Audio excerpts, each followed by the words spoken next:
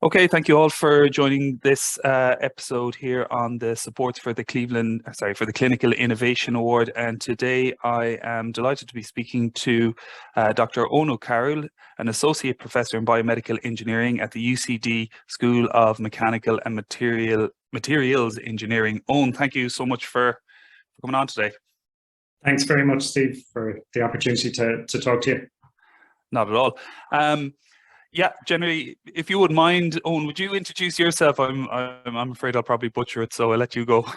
Yeah, so Steve, I'm a graduate of NUI Galway, and after doing my PhD there, I probably didn't think at that point that I'd become an academic. I was all set for working in the medical device industry, and I worked for a startup in Galway, and then went to the States for a while in the Boston area, working for Craigana. After that, I returned to Ireland for a while, got involved in a commercialization fund myself, and got really interested in the innovation process. And after that, I had the opportunity to go back to Boston and work in a research lab there, with a really strong focus on translating technologies from an academic environment into startup companies. So using that as a template and seeing the great ecosystem in Ireland, there was a great opportunity for me to come back to UCD and set up my own medical device design group. And here our primary focus is really on working with people to identify unmet clinical needs and coming up with medical device solutions for those needs. Super. So a lot of experience there in particularly in the early stage of product development, and it's a good point there too, Eoin, that the remit of this award is that early stage needs finding kind of exercise, so that people are identifying a strong need for a real problem which a technological or medical device type of solution would work for. And this is something that you're very familiar with. Yeah. So I think we're always really keen to talk to people, to healthcare practitioners. And one of the things we find a lot of the time, people sometimes gravitate towards us, or we get introductions to people who are really interested in innovative solutions. And one part that we have to kind of parse is some of the system-specific issues that they encounter, the frustrations in their daily job. So parsing those from real clinical problems that are probably encountered by healthcare providers across the globe in major and emerging markets. So that's a really important first step that we have to delve into with them. And we mentioned that quite a bit as well. It's is this just a local problem or something that's specific to you or your department or ward or whatever, or is it something that really is a global issue? And to find that out early before you progress with spending your time or your money on developing a solution.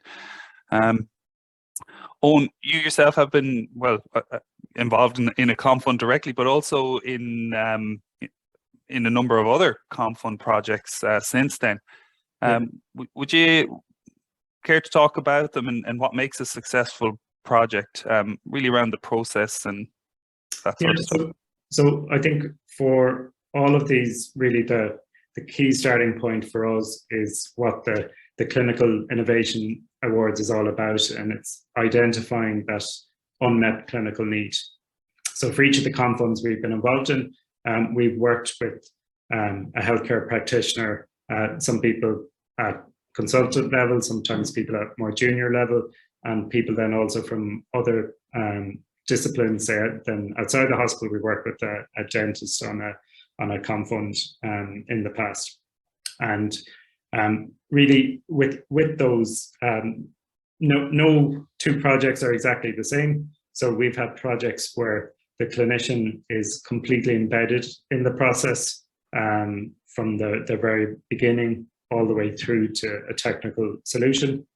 Some other people they're happy to discuss the clinical need at the start. They might have some ideas around the technology development, and they will say, can you come up with a technological solution for me? And they'll work through that process. So you could have people who are really hands-on and heavily engaged with the process, or people with a more hands-off approach. So all of these can work well. It's just really important to have communication up front as to how much time you have to devote to the project, what your level of interest and involvement is.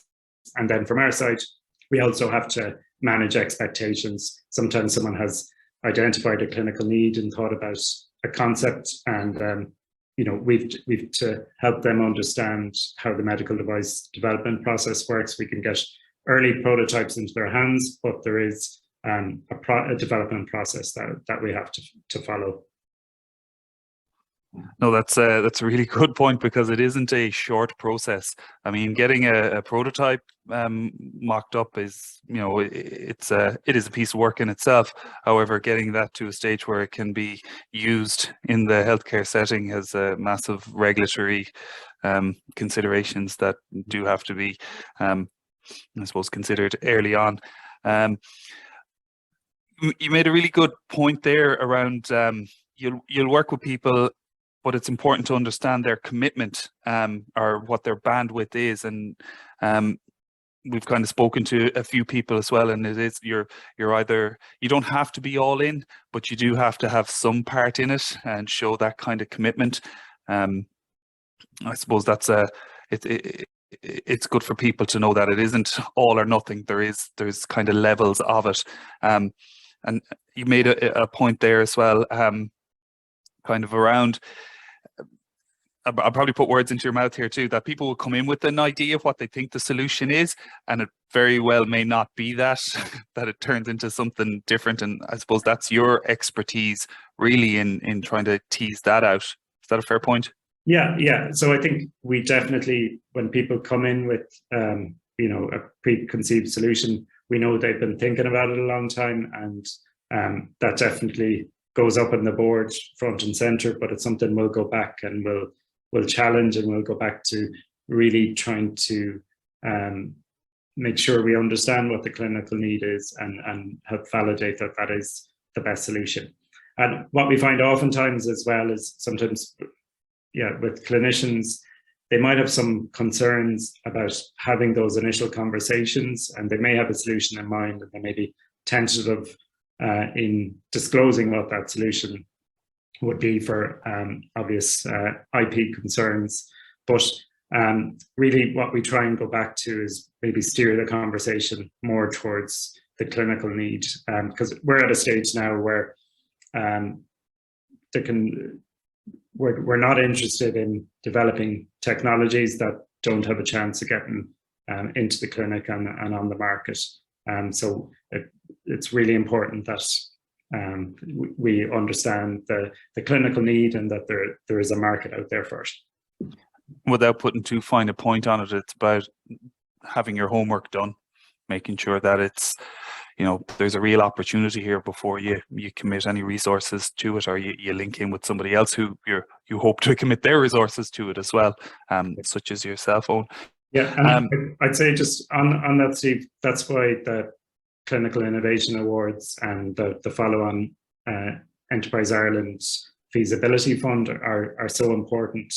So Enterprise Ireland really encourage people to try and get feasibility funding before launching into a commercialization fund. And I know from talking to colleagues in other regions around the world, we're the envy of the world in the medtech space, to have this early stage facility, to have use something like the Clinical Innovation Award to get a third party or consultant to help validate that clinical need by generating primary market research, getting out there and talking to key opinion leaders around the world, helping to validate the need, and then using secondary market research oftentimes then to support the market or commercial potential of the device.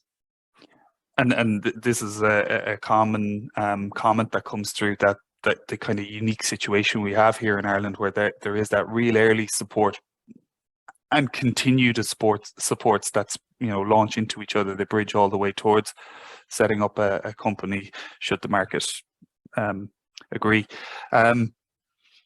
No, that's that is fantastic. And the other thing then as well is it takes a lot of the pressure off you, the applicant, when you're putting in an application. You don't have to do all the legwork.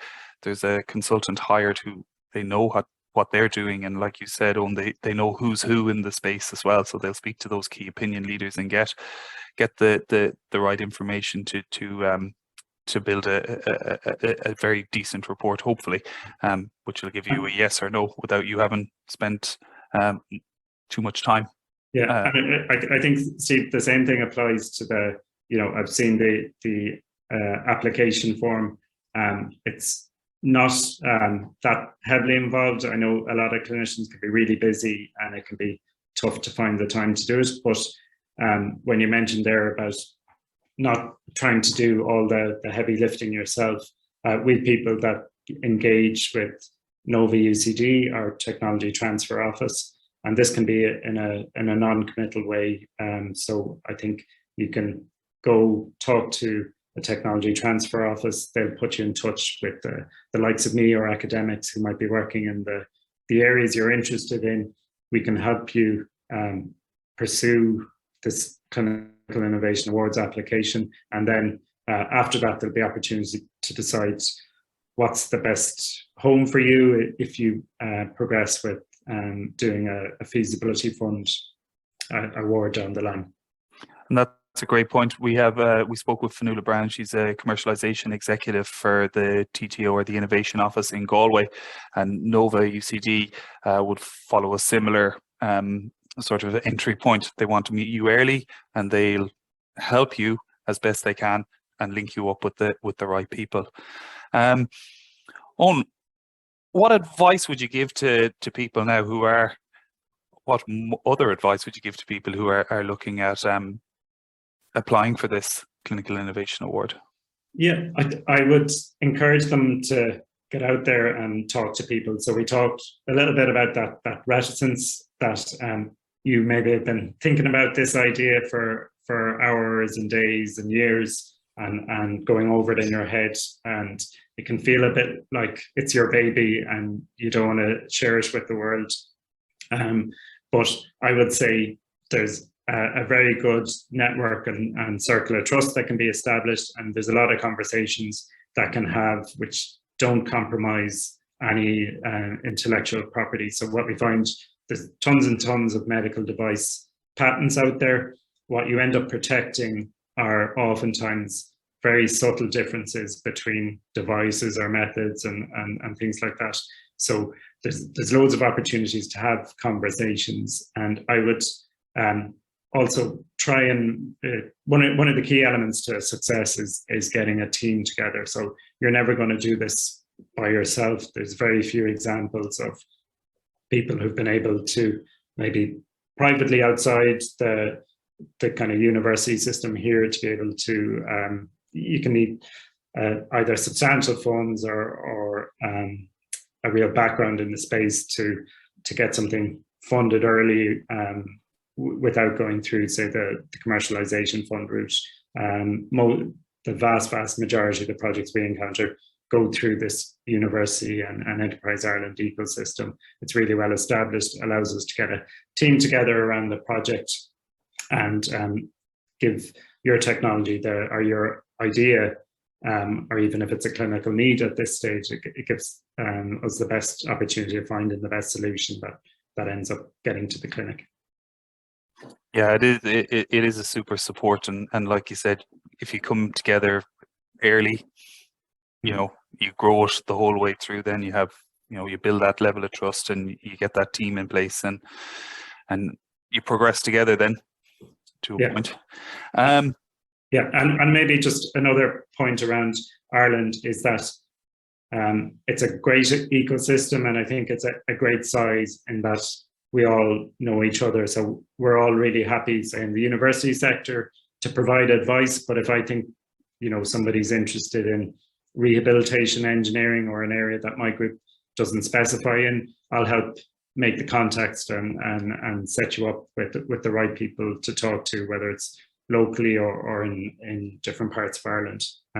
So we all want to see more and more success in the medical device space, and a rising tide will lift our boats. That's a brilliant way to put it, and it is. I mean, it's a massive industry here in Ireland. We're on the global scale. We're up there with the best of them, and it is because I think, you know, people like you and others that we've spoken to who are willing to, you know, link people in as well. It's not just your own thing. It's Ireland Inc., which is great. Owen, last question, and I'll leave you alone then, and thank you so much for your time.